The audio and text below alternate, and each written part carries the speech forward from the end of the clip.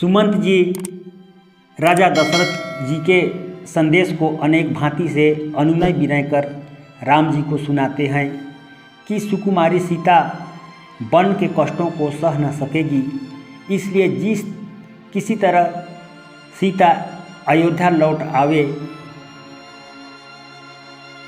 वही तुम्हें करना चाहिए, नहीं तो कुछ भी सहारा ना होने से मैं ऐसे नहीं जीऊँगा जैसे जल के बिना मछली नहीं जीती।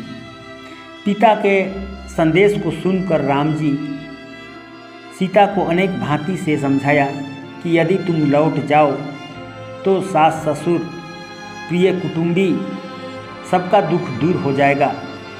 पति के वचन को सुनकर सीता जी कहती है कि हे प्राणनाथ, हे परम स्नेही, जिस प्रकार शरीर से छाया अलग नहीं हो सकती है, उसी प्रकार मैं आपके चरण कमल के बिना अलग नहीं रह सकती।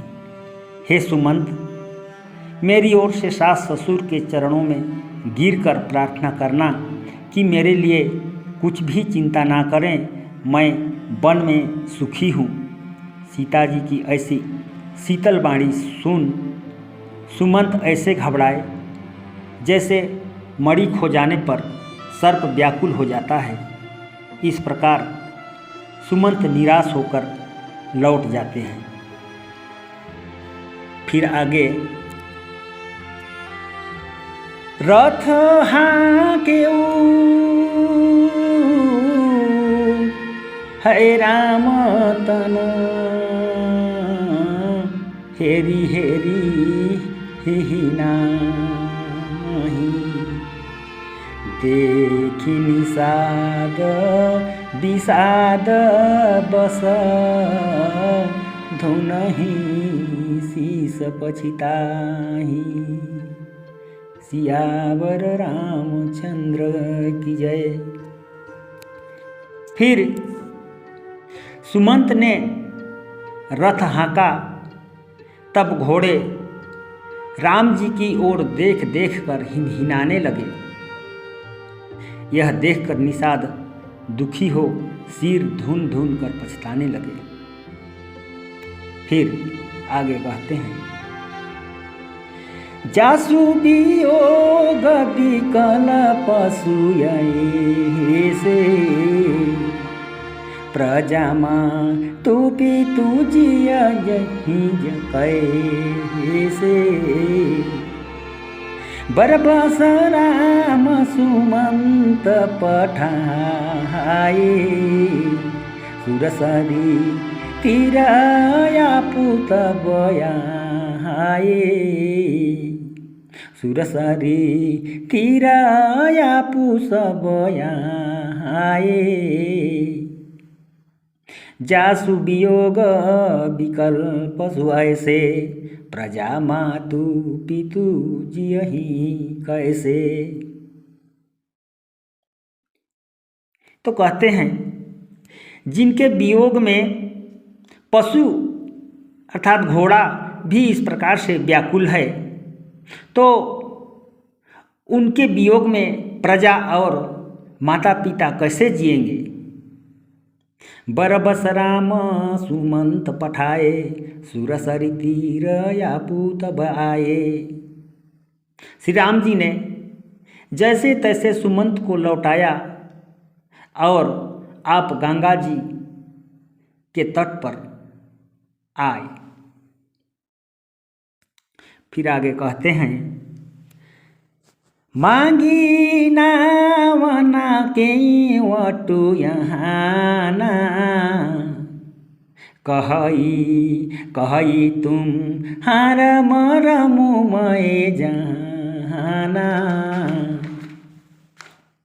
चरण कमल रज कहूँ सब कहई मानुष करनी मुरी कछु यहाई। मानुष करनी मुरी कछु यहाई। मांगी नावना के वटुयाना कहई तुम्हार मरम मैं जाना।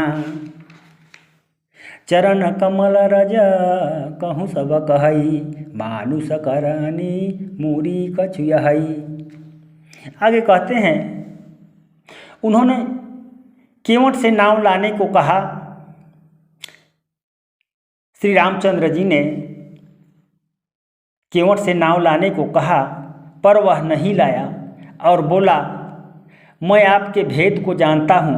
आपके चरण कमलों की रज को सब लोग कहते हैं कि यह मनुष्य बनाने वाली बूटी है। फिर आगे क्या कहते हैं,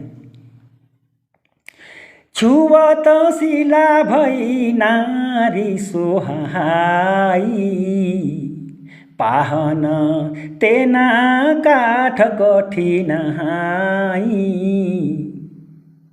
तरने मुनि घरनी होई जहाई, बाट परै मोरी नाव उडाई, बाट परै मोरी नाव उडाई, छुवत शिला भई नारी सोहाई, पाहन तेना काठ कठिनाई।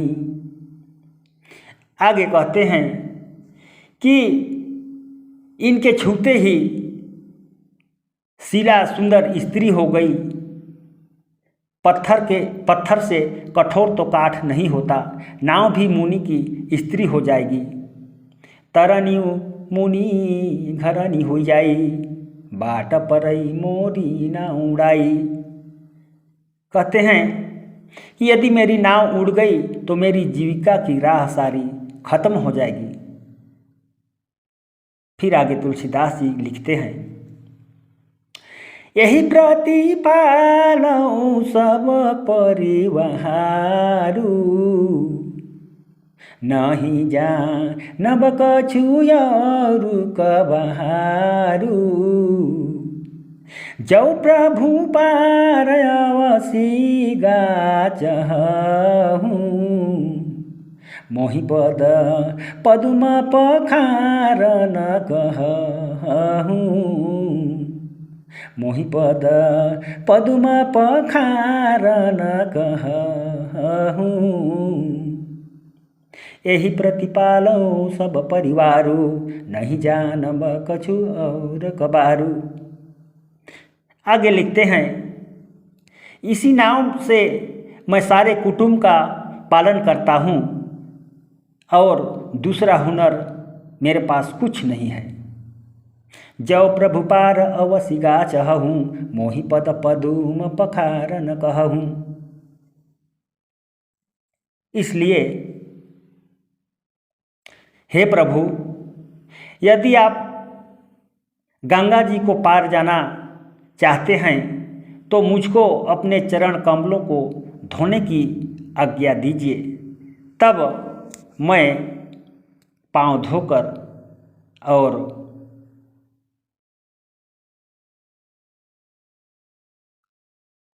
नाव पर चढ़ा लूँगा और उतराई में मैं आपसे कुछ नहीं लूँगा। इस प्रकार सुमंत जी राम जी से कह रहे हैं। सुनी केवट के बैन, प्रेम लपेटे अटपटे, बिहान से करुणा आएन, चितई जानकी लखनु तनु, सियावर रामचंद्र की जय। लक्ष्मण जी केवट के प्रेम भरे अटपटे बाणी को सुनकर करुणा निधान श्री राम जी जानकी जी की ओर देखकर और मुस्कुराते हैं। फिर आगे, कृपा सिंधु बोले मुस्कुराई, सोई करू जही तब नाव ना जाई, बेगियान जल पाए पखारू हो तबी लम्बु उतारही पारू हो तबी लम्बु उतारही पारू कृपा सिंधु बोले मुस्काई सोई करु जेहि तब नाम न जाई। तब कृपा निधान श्री रामचंद्र जी मुस्कुराकर बोले, अच्छा भाई, वही कार्य करो जिससे तुम्हारी नाव ना जाए। बेगियान जल पाए पखारू हो तबि लम्बु उतारहि पारू। और आगे कहते हैं श्री राम जी कि शीघ्र ही जल लाकर पाँव को धो, देर हो रही है और शीघ्र हमें गंगा के पार उतार दो। इस प्रकार रामचंद्र जी जो है केवट से कहते हैं। केवट राम रजाय सुपावा पानी का ठौता भरी ले हवा पानी का ठौता भरी ले हवा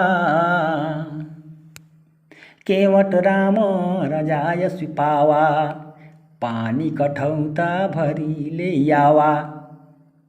तब केवट जो है वे जब श्री राम जी की आज्ञा पाई तो कठौता में जल भरकर ले आया। और आगे सुनिए। अति आनंद युमगी अनुरागा चरण रोज पखारन लहागा बरसी सुमन सुर सकल सिहाही यही सम पुण्य पूंज को नहाही यही सम पुण्य पूंज को नहाही। अति आनंद युमगी अनुरागा चरण सरोज पखारन लागा। तो परम आनंद के साथ प्रेम में मग्न होकर चरण कमल धोने लगा। केवट जी प्रेम में ऐसे मग्न हो गए कि मग्न होकर और उनके चरण कमल को धोने लगे। उस समय बरसी सुमन सुर सकल सिहाही यही सम पुण्य पूंज को नाही। और उस समय पुष्प वर्षा करके सभी देवता जो हैं केवट की सराहना करने लगे। इसके समान पुण्यात्मा कोई नहीं है।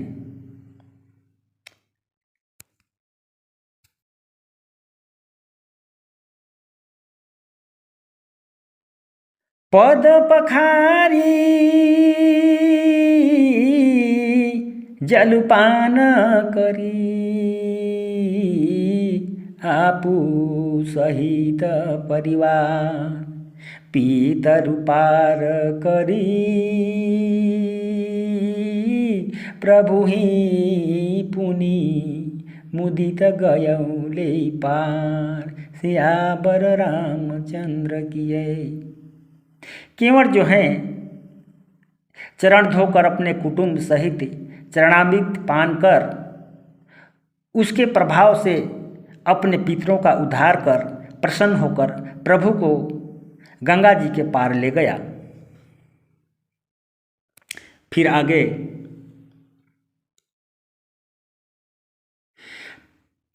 पिए ही किसिए पिए ही किसिए जान निहारी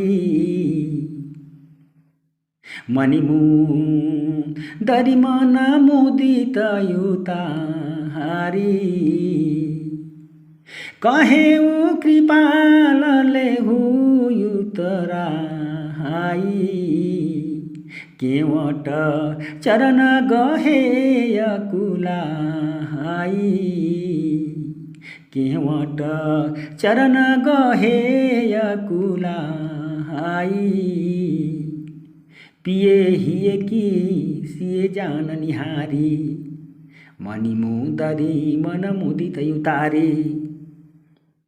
तब जो है पति के हृदय को जानने वाली सीता जी अपने मणिजटित अंगूठी को प्रसन्न होकर के और अपनी अंगुली से उतार दी और कहेऊ कि पाल लेहू तुराई केवट चरण कहे कुलाई। तब कृपालु भगवान रामचंद्र जी ने केवट से कहा कि हे भाई केवट, तुम गंगा पार उतराई ले लो, कह करके और केवट को उस अंगूठी को देते हैं। तब केवट ने व्याकुल होकर चरण पकड़ लिए और आगे क्या कहते हैं, नाथ आजो मैं कहाँ ना पावा मीटे दोष दुख दारिद दहावा बहुत काल मैं कीन मजूरी आजो दिन ही विधि सब भरपूरी आजो दिन ही विधि सब भरपूरी नाथ आजु मैं काह न पावा मिटे दोष दुख दारिद दावा। फिर केवट श्री रामचंद्र जी से कहते हैं कि आज मैं क्या नहीं पाया, मेरे पाप दुख दरिद्र की अग्नि सब शांत हो गई, बहुत काल मैं कीन्ह मजूरी आजो दिन ही विधि सब भरपूरी। कहते हैं केवट कि बहुत दिनों तक मैंने मजूरी की, सो आज विधाता ने मेरी सब मंजूरी भरपूर दे दी। फिर आगे क्या कहते हैं, अब कछु नाथ ना चाहिए मोहरे दीन दयालु अनुग्रह तो हो रे फिरती बार मोही जो देवा सोप्र साधु मैं सिर धरी लेवा सोपर साधु मैं सिर धरी लेवा अब कछु नाथ न चाहिए मोरे दीन दयालु अनुग्रह तोरे। कहते हैं सुमंत, हे नाथ, हे दीन दयालु, आपकी दया से अब मुझे कुछ नहीं चाहिए। फिरती पार मोहि दो देवा सो पर साधु मैं सिर धरि लेवा। अब मुझे कुछ नहीं चाहिए, लौटते समय मुझे जो कुछ आप देंगे वह मैं प्रसाद के रूप में मैं उसे मस्तक पर चढ़ा लूँगा। फिर आगे, बहुत कीन्हा प्रभु लखन सिए नहीं कछु केवट लेई विदा कीन्हा करुणा यतन भगति विमल बरुदेई सियावर रामचंद्र की जय। प्रभु श्री रामचंद्र जी, लक्ष्मण जी और सीता जी ने बहुत कहा, परंतु केवट ने कुछ नहीं लिया। तब करुणा निधान श्री राम जी ने उसे निर्मल भक्ति का वर देकर विदा किया। सियावर रामचंद्र